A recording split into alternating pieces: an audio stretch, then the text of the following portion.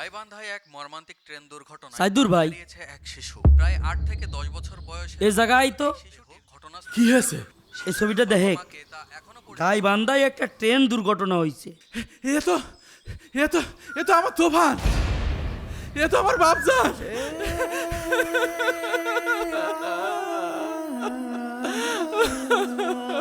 আল্লাহ রে, আমারও তাই মনে হচ্ছে, বুঝিস সিয়ারার আদলটাও একদম এক।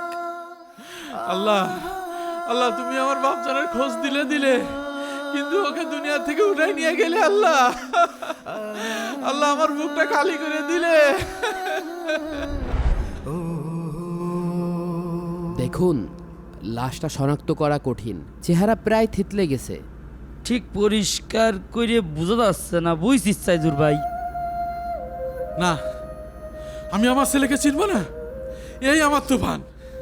কিন্তু এই ছেলেটার বয়স তো একটু বেশি মনে হচ্ছে। আপনার ছেলের বয়স তো অল্প ছিল। সাহেব, আমার বুকের ধান আমার দিয়ে দেন। আমি আমি নিজ হাতে ওর দাফন কাফন করতে চাই। মাথা ঠান্ডা কর, যদি আমাদের ভুল হয়। তুই চুপ কর, আমি বলছি এটাই আমার ছেলে। ঠিক আছে, আপনি যখন এই ছেলের বাবা দাবি করছেন, লাশটা নিয়ে যাওয়ার ব্যবস্থা করুন।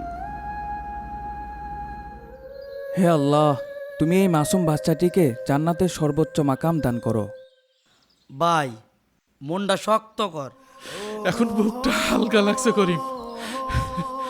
শান্তি এই কষ্টের ভিতরে। হ্যাঁ করিম, এতদিন তো জানতাম না ছেলেটা বেঁচে আছে নাকি মরে গেছে। এখন অন্তত নিজের হাতে কবরেতে শোয়াতে পারলাম।